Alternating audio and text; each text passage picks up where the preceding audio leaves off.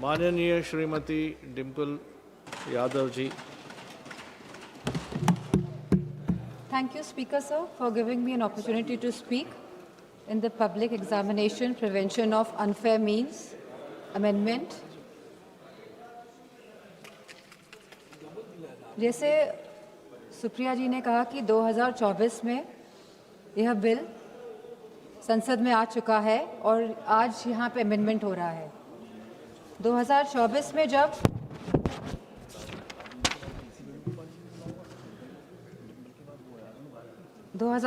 में जब एनटीए द्वारा परीक्षाएं कराई गई तो ये देखा गया कि यूजीसी नीट कैंसिल हुआ एक दिन बाद जब उस परीक्षा करी गई।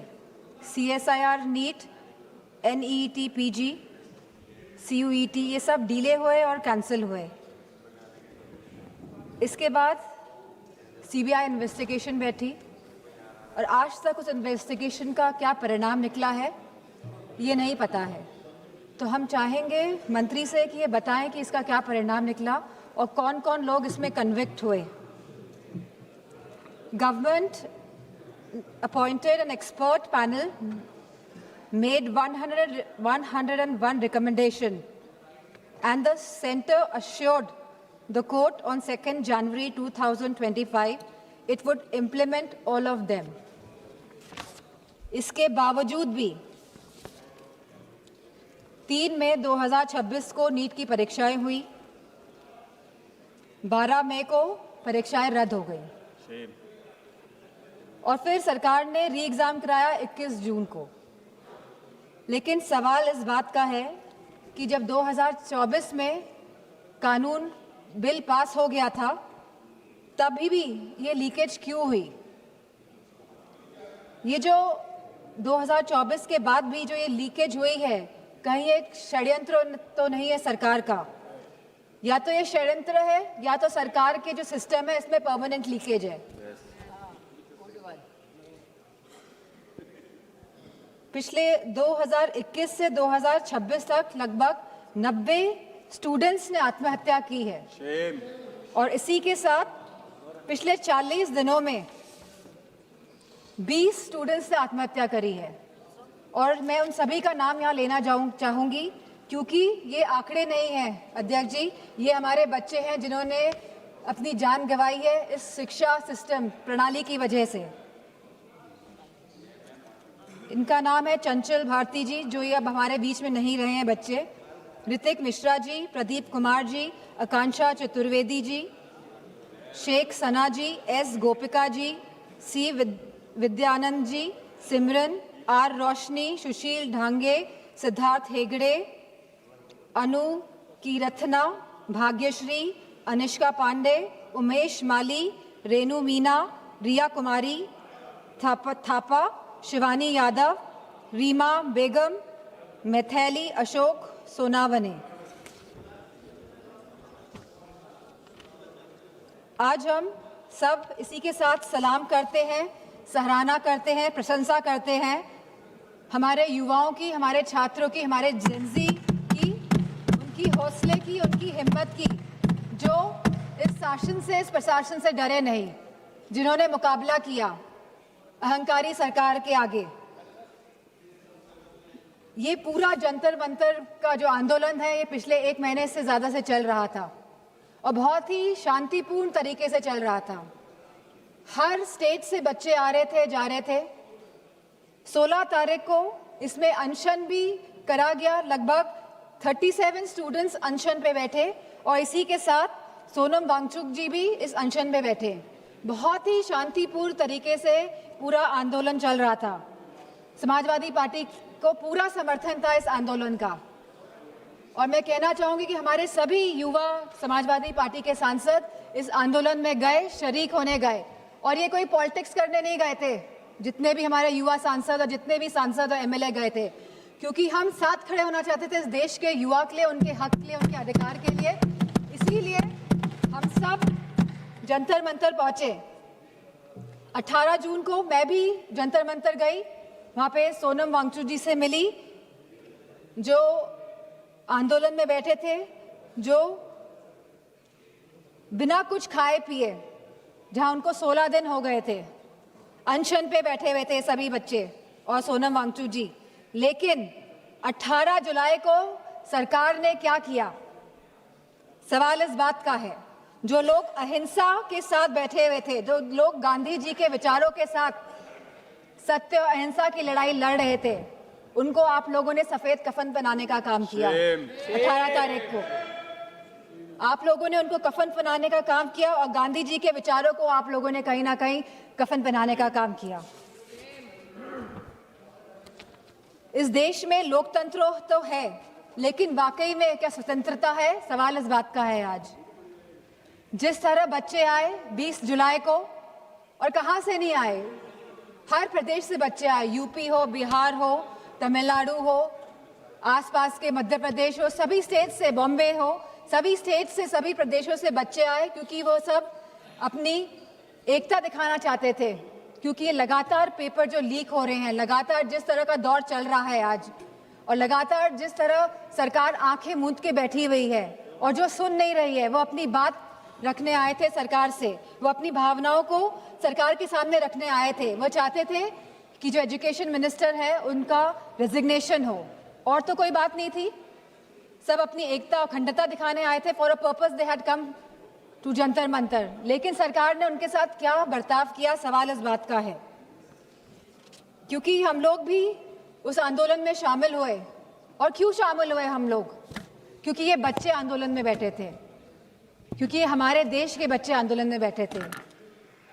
हो सकता है हमारे बच्चे नहीं बैठे हों, हम किसी के भी, लेकिन बच्चे तो देश के थे, हमारे बच्चे थे। इसी भावना के साथ हम इस आंदोलन में गए कि हमको साथ देना है, नहीं तो हम अपना मुंह कैसे दिखाएंगे? हमारी अंतरात्मा क्या जवाब देगी? और ये आत्मा की जवाब जो हम दूसरों को नहीं देना चाहते थे, हम खुद को हमको जवाब देना था। इसीलिए हम सब गए। लेकिन जो बर्बरता देखी गई सड़कों पे, उसका बयान नहीं किया जा सकता है। आपने बैरिकेडिंग लगा दी 100-100 मीटर पर, और बच्चों को आपने वहां पे ट्रैप कर दिया, और फिर वहां पे आपने लाठियां बजाई बच्चों पे, उनके सर फोड़े गए, बेटियों के कपड़े जानबूझ के फाड़े गए। ये सरकार जो बेटियों की बात करती है, आपने बेटियों के कपड़े फाड़े, आपने कील लगे वाले डंडों से बच्चों के सर फोड़े, वहां पे आपने पैलेट गन चलाई, आपने बिहार में AK-47 का प्रयोग किया। हम थे वहां पे, हमें पता है क्या स्थिति थी। किस फेयरलेसनेस के साथ, बिना डरे बच्चों ने सामना किया इस प्रशासन का, शासन का और सरकार का। बहुत बच्चे बेहोश हो गए, बहुत बच्चों के सर से खून निकल रहा था। They were feeling humiliated. I could feel their pain because I was there. और मैं समझती हूँ जितने भी लोगों ने, जितनी भी माताओं ने, और मैं समझती हूँ पुरुषों ने भी ये रील्स देखी है इंस्टाग्राम में, सोशल मीडिया के माध्यम से, जो भारतीय जनता पार्टी के लोग छुपा नहीं पाए अपनी गोदी मीडिया द्वारा। तो सबका दिल कहीं ना कहीं आहत हुआ। सबको चोट पहुंचाने का काम भारतीय जनता पार्टी की सरकार ने किया है इस आंदोलन को लेके। और जिस तरह से बेटियां इस ट्रॉमा से गुजरी हैं, वो बोल नहीं पा रही थी ठीक से, वो सांस नहीं ले पाई थी ठीक से। जिस तरह से आपने छातियों पे बच्चों का वार किया है, मैं समझती हूँ कहीं ना कहीं आप सबके आगे तो आएगा ही है, कोई भूलने वाला है नहीं। यहाँ पे लोग इमरजेंसी की बात करते हैं, 50 साल पहले इमरजेंसी लगी थी और आज भी इमरजेंसी की बात होती है। लेकिन इमरजेंसी अगर वाकई में आप लोगों को देखनी थी तो आप आते हो सड़कों में देखते कि इमरजेंसी क्या होती है। जहाँ बच्चे खून पसीना बहा रहे थे सड़कों पे, वहां पे आप सब लोग बहुत ही महफूज तरीके से बैठे हुए थे संसद के अंदर। और यहाँ पे बहुत सारे सांसद जो पता नहीं क्या क्या बयान दे रहे हैं बच्चों के लिए, अभद्र भाषा का प्रयोग कर रहे हैं। और साथ में एक सांसद तो आए थे, कह रहे थे कि बहुत ही अराजक तत्व थे। क्या आप हमारे बच्चों को अब अराजक तत्व कहेंगे?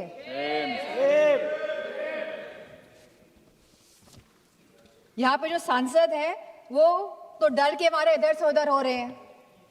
सरकार को डिलिमिटेशन बिल पास कराना है तो दबाव बनाया जा रहा है सब पे कि आप इधर हो जाइए, आप उधर हो जाइए, लेकिन आप लोग बच्चों पे कोई दबाव नहीं बना पाए। और हमें बहुत फक्र है इस बात का कि हमारे बच्चे झुके नहीं आपके आगे, इस सरकार के आगे नतमस्तक नहीं हुए। आप लोग तो अमेरिका वालों के सामने नतमस्तक होके आ गए। लेकिन हमें फक्र है कि हमारे बच्चे लड़े और इस लड़ाई को जीते। और मुझे खुशी इस बात की है कि समाजवादी पार्टी पूरी तरह से यूथ के साथ, छात्रों के साथ खड़ी रही और आगे भी हमेशा खड़ी दिखाई देगी।